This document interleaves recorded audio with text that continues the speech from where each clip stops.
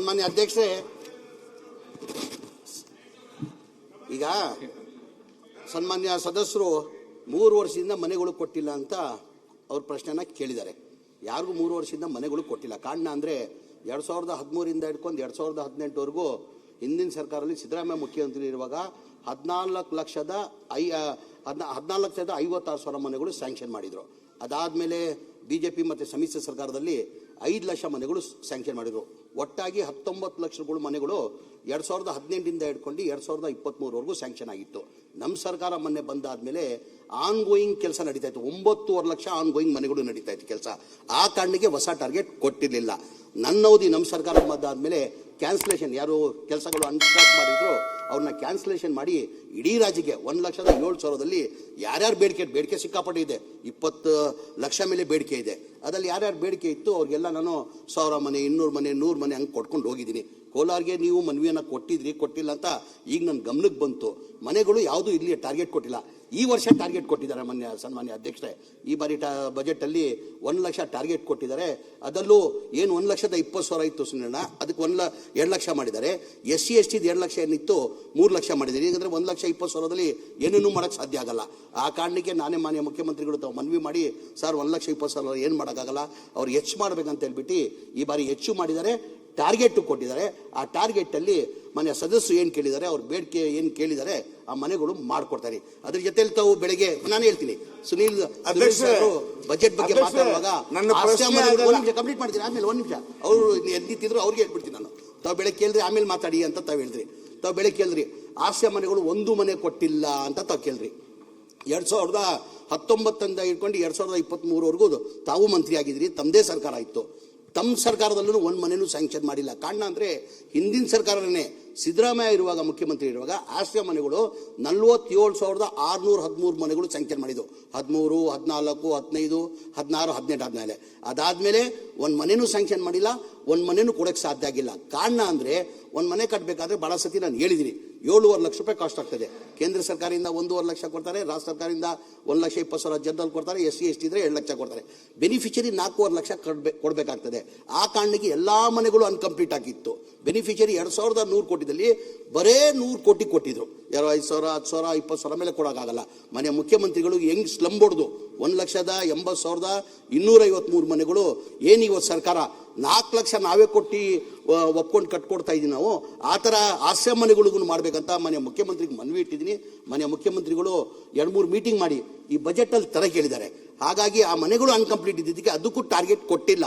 ತಮ್ಮದೇ ಸರ್ಕಾರ ಇತ್ತಿಲ್ಲ, ಅವಾಗ ತಗೊಂಡು ಹೋಗೋದಾಗಿ ಟಾರ್ಗೆಟ್. ಏನಿಗೆ 1 ಮನೆನೂ ಕೊಟ್ಟಿಲ್ಲ. ಈ ಆಶ್ರಯ ಮನೆಗಳು ಕೊಟ್ಟಿರೋದು 47,613 ಮನೆಗಳು ಹಿಂದಿನ ಸರ್ಕಾರದ ಸಿದ್ದರಾಮಯ್ಯ ಮುಖ್ಯಮಂತ್ರಿನೇ ಕೊಟ್ಟಿದ್ದು. ತಮ್ಮ ಸರ್ಕಾರ ಸಮ್ಮಿಶ್ರ ಸರ್ಕಾರದಲ್ಲಿ 1 ಮನೆನೂ ಆಶ್ರಯ ಮನೆಗಳು ಕೊಟ್ಟಿಲ್ಲ. ಆ ಕಾರಣಕ್ಕೆ ಕ್ಯಾಬಿನೆಟ್ ಅಲ್ಲಿ ತರ ಕೇಳಿದ್ದಾರೆ, ಕೊಟ್ಟಿದ್ದಾರೆ. ಈಗ ಮನೆ ಸದಸ್ಯರು ಏನು ಕೇಳಿದ್ದಾರೆ ಅದು ಮನೆಗಳು ಹೊಸ ಟಾರ್ಗೆಟ್ ಕೊಟ್ಟಿದ್ದಾರೆ. ಒಳ್ಳೇದಾಯ್ತು, ನೀನು ತಗೊಂಡಿಲ್ಲ. 1,20,000 ಮತ್ತು 2 ಲಕ್ಷ ಇದ್ದಿದ್ದು ಈಗ ಹೆಚ್ಚಾಗಿದೆ. ಈಗ 2 ಲಕ್ಷ ಮತ್ತು 3 ಲಕ್ಷ ಆಗಿದೆ. ಅದರಲ್ಲಿ ತಾವೇನು ಕೇಳ್ತೀರಾ ಮನೆಗಳು ಕೊಡ್ತೀನಿ ಸರ್. ಅಧ್ಯಕ್ಷರೇ, ಇಲ್ಲ ಅದರ ಪ್ರಶ್ನೆ ಅದಲ್ಲ. ನಿಮಗೆ ಮರು ಹಂಚಿಕೆ ಮಾಡಲಿಕ್ಕೆ 19,692 ಮನೆ ಕೊಟ್ರಲ್ಲ, ನಾನು ನಿಮಗೆ 5-6 ಬಾರಿ ಮನವಿ ಕೊಟ್ಟಿದ್ದೀನಲ್ಲ, ಕನಿಷ್ಠ ಪಕ್ಷ 100 ಮನೆ ಕೊಡ್ಲಿಲ್ಲ ಅಧ್ಯಕ್ಷರೇ. ಯಾವ ಕಾರಣ ಕೊಡ್ಲಿಲ್ಲ ಅಂತೇಳಿ ನಾನು ಕ್ವಶನ್ ಮಾಡ್ತಾ ಇರ್ತಕ್ಕಂಥದ್ದು. ನೀವು ನಾನು ಒಪ್ತೇನೆ. ಹಿಂದೆ ಬಿಜೆಪಿ ಸರ್ಕಾರದಲ್ಲಿ 1 ಮನೆ ಕೊಡ್ಲಿಲ್ಲ, ಸಿದ್ದರಾಮಯ್ಯ ಕಾಲದಲ್ಲಿ ಬೇಕಾದ್ರೆ ಬರಲಿ ಕೊಟ್ರು, ಇವೆಲ್ಲವನ್ನು ಒಪ್ತೇನೆ ಅಧ್ಯಕ್ಷರೇ.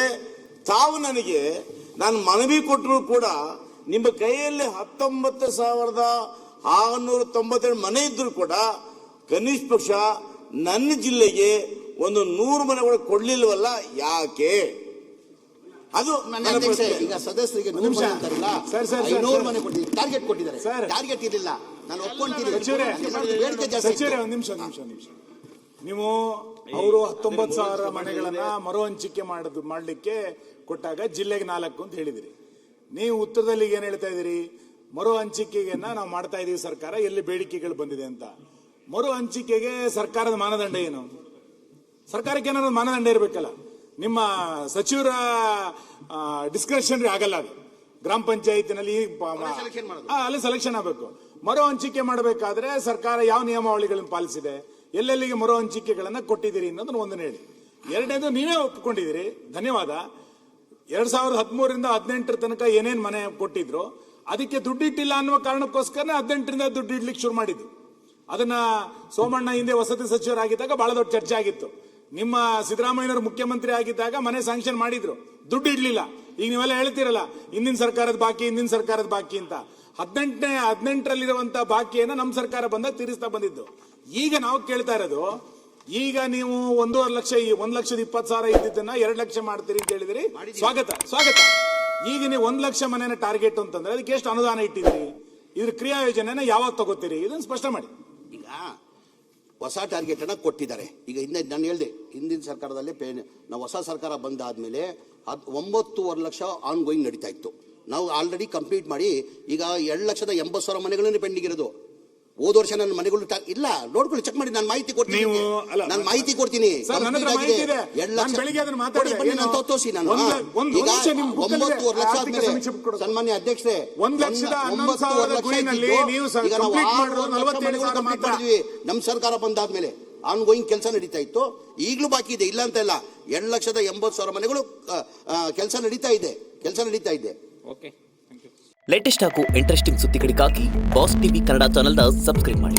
ಹಾಗೆಯೇ ಬೆಲ್ ಐಕಾನ್ ಪ್ರೆಸ್ ಮಾಡಿ. ಇದರ ಜೊತೆಗೆ ಫೇಸ್ಬುಕ್, ಇನ್ಸ್ಟಾಗ್ರಾಮ್, ಎಕ್ಸ್ನಲ್ಲೂ ಮಿಸ್ ಮಾಡದೆ ಫಾಲೋ ಮಾಡಿ.